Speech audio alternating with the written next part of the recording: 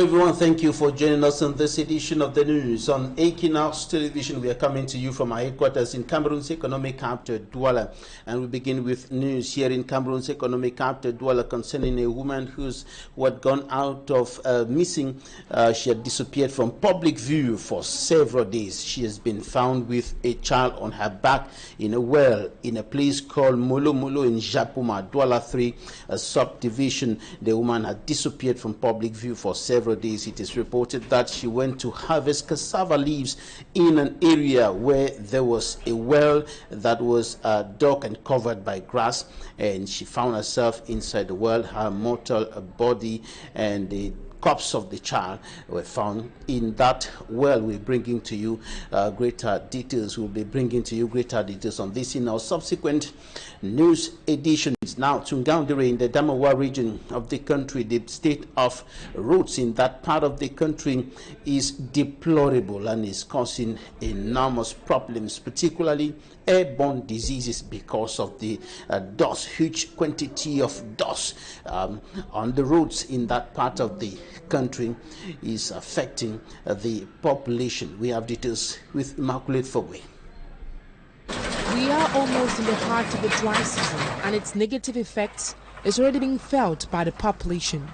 Several roads heading to different neighborhoods such as Bukina, Balaji, Onare, and Bamyanga, all in Ngaoundéré Damawa region, are not only dusty but also bumpy due to numerous potholes. To residents, the dusty nature of their roads has made them prone to airborne diseases such as flu and cough. They add that the bad state of the road accounts for the numerous accidents recorded on the stretch. I am very disappointed with the type of roads we have. It makes transportation very difficult, be it public or private. I visit the garage frequently because of these bad roads, and it costs a lot of money. Health-wise, the roads produce a lot of dust that makes us sick. I really hope our leaders can do something about these roads. No matter what is happening in town, we deserve good roads.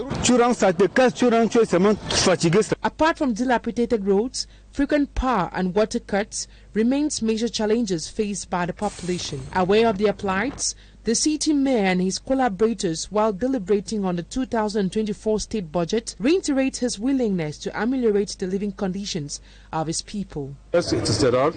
After, it's the light in the all town. So our, like last year, this year, next year, our priority is doing the job on the road.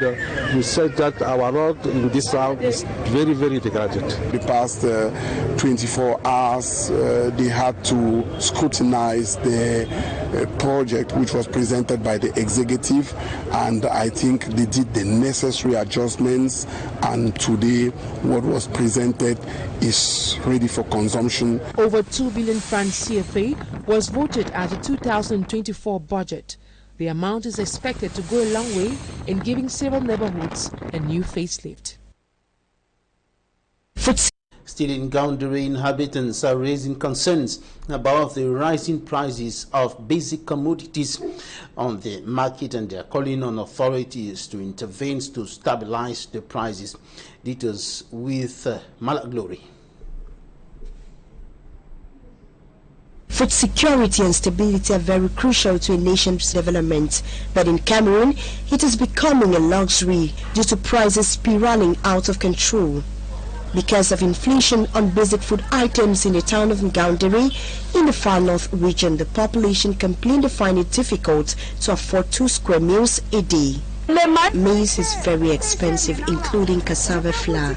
In fact, everything is very costly these days. For example, a bag of cassava flour now costs 22,000 francs. Some women who come with a plan of buying tomatoes at 500 francs end up buying for 1,000 francs due to the quantity. Residents advance the hike in the price of fertilizer to be one of the reasons for the increase in the price of cereals. Parce que actuellement on vend l'engrais cher et les cultivateurs viennent acheter ici. Presently, fertilizers are very expensive. Farmers buy for their farm produce, and when wholesalers get to the bush to buy the corn, they sell at 15 or 16,000 francs. we in turn resell at 18 or 19,000 francs. Ici à combien? On revient vendre ici à 18 000, à 19 000. C'est ça qui augmente. For this reason, the administrative authorities and experts promise subsequent measures. We are here, we have an area of around 40 hectares for two varieties with about 3 tons per hectare, so we are expecting around 120 tons per hectare of seed. The increase in the price of basic food items in the town of Gaoundéré, just like elsewhere in Cameroon, is a disturbing situation. According to statistics, the cost of living in Cameroon is on average 47.3% lower than other countries.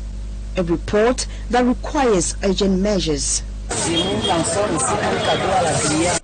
Out of Cameroon, Theodore Ngoy, presidential candidate in the last presidential election in the Democratic Republic of Congo, has taken the election organizing body in that country to court. He has filed a petition at the Constitutional Court to challenge the re-election of Felix Tshisekedi, and according to provisional results of figures from the Electoral Commission, incoming President Felix Tshisekedi won the election with over 73% of the vote, ahead of the 25 other candidates. And Theodore Ngoy, who came last in the presidential election, filed the petition just before the expiration of its deadline. He is credited by the CENI with 0.02% of the vote, and 4,139 votes. That is what he got in that presidential election. While in Senegal, the Supreme Court has upheld the defamation conviction against main opposition leader Ousmane Sonko in a case brought against him by a minister. To this, in his response to this, Ousmane Sonko says this is a way to stop him from running for presidency in the upcoming presidential election in Senegal. Ousmane Sonko's candidacy has suffered serious setbacks as a result of the cases brought against him in a court, or better still, the judicial battle in which he has been involved since he announced his candidacy for the presidential election in that West African nation. And elsewhere, the Vatican is trying to calm down bishops who have been reacting negatively on the approval of the Pope, the approval concerning the blessing of same-sex couples in the Roman Catholic Church. Now in sports, the huge team deployed by Équinoxe television and radio to Côte d'Ivoire for the next Africa Cup of Nations is already in the country. The team left Cameroon yesterday through the Douala International Airport. Now we bring to you details on that with Cedric Chakutu. After the African Cup of Nations in Cameroon and the World Cup in Qatar, Équinoxe Group is once again doing everything to satisfy their viewers, listeners and readers of the People's Nation. It's 5 o'clock and the procession with a delegation of journalists and technicians from Équinoxe Group on board sets off towards the Douala International Airport. They are flying this Friday to Abidjan, capital of Côte d'Ivoire, the West African country that will be hosting the 34th edition of the African Cup of Nations.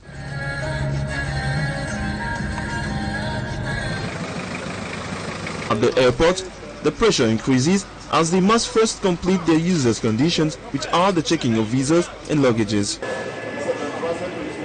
Smardik and Gabriel, it's one of our reporters on board. It is not new for those who have been glued to Equinoxe television and radio for several years now, that whenever there is a big competition, the house also mobilizes to give the listeners and the televiewers a very, very good coverage. And we did it in Qatar in 2022.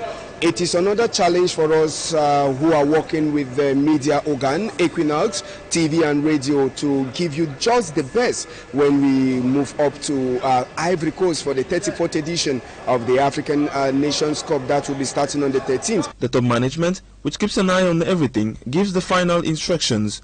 The material and human deployment heralds the start of a phenomenal adventure to be experienced on Équinoxe radio and television. Effectively, we have acquired all the rights to broadcast the competition. Vous avez vu le déploiement qui a été le nôtre lors de la 33e. You all saw our deployment during the 2021 AFCON in Cameroon. We are just going to do the same job for 2023 AFCON in Côte d'Ivoire and satisfy our TV and radio audience. Et auditeurs de Radio Équinoxe, ainsi Équinoxe Télévision, et aussi vous êtes habitués à nos plateaux d'analyse, commentaires, d'avant, à la mi-temps et à la fin du match. Even experts are ready to surpass themselves to give the best of the best. Nous, en tant que justement la télévision du peuple, as sports analysts, it is our role to bring in good analysis, not only for our team, the Indomitable Lions, but also for other teams taking part in the Africa Cup of Nations. Mais également les autres nations. On the technical side, the up-to-date equipment is scrutinized and the staff is equipped. Tout est vraiment calculé à la limite et même au-delà. Everything is calculated. We brought the best equipment for the occasion and we are going to show to our audience what we prepared for them. Nous sommes fin prêts. Tout est là, comme vous pouvez constater. The written press, La Nouvelle Expression, is represented by Hervé Villard, who will also give minute-by-minute information to their readers. We ensure our readers of La Nouvelle Expression that they will have all information during and after the African Cup of Nations Côte d'Ivoire 2023. Et l'après, et surtout les couloirs et les biscuits qui vont certainement alimenter cette compétition. As Cameroonians wait the beginning of the competition in Côte d'Ivoire, Équinoxe Group promises great satisfaction to their viewers. The Équinoxe 2023 AFCON team effectively arrived the Ivorian capital Abidjan yesterday through the Felix Houphouët-Boigny International Airport. And as you heard there from the editor-in-chief of Équinoxe Radio Television, Serge-Alain Otu, Équinoxe has acquired the right to broadcast the matches, and we're going to be bringing to you live images of the Africa Cup of Nations 2023 edition in Ivory Coast, and the competition will start from the 13th of February 2024 and will end on the 11th of February, 13th of January 2024 to the 11th of February 2024. That's it for this edition of the Midday Bilingual Newscast. Though not bilingual today for some reasons, we'll be coming back to you with more news at 8 p.m. Stay with us.